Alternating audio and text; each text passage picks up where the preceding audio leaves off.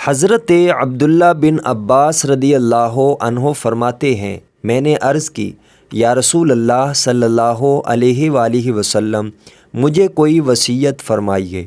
آپ صلی اللہ علیہ وآلہ وسلم نے فرمایا، نماز قائم کرو، زکوٰۃ ادا کرو، رمضان المبارک کے روزے رکھو، بیت اللہ کا حج اور عمرہ کرو، اپنے ماں باپ کے ساتھ حسن سلوک کرو، صلہ رحمی کرو اور مہمانوں کی خدمت کرو، بھلائی کا حکم دو، برائی سے منع کرو اور ہمیشہ اہل حق کا ساتھ دو۔ مستدرک امام حاکم، حدیث نمبر 7276۔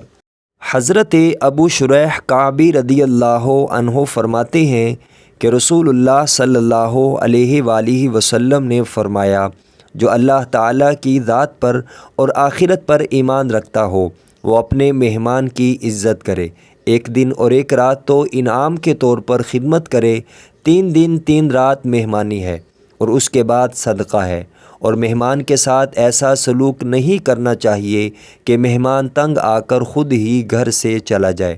مستدرک امام حاکم، حدیث نمبر 7296۔ حضرت عبداللہ بن عباس رضی اللہ عنہ فرماتے ہیں کہ نبی اکرم صلی اللہ علیہ وآلہ وسلم نے ارشاد فرمایا، تورات میں لکھا ہوا ہے، جو شخص اپنی عمر لمبی اور رزق وسیع کرنا چاہتا ہے اس کو چاہیے کہ وہ رشتہ داروں سے تعلقات کو قائم رکھے۔ مستدرک امام حاکم، حدیث نمبر 7278۔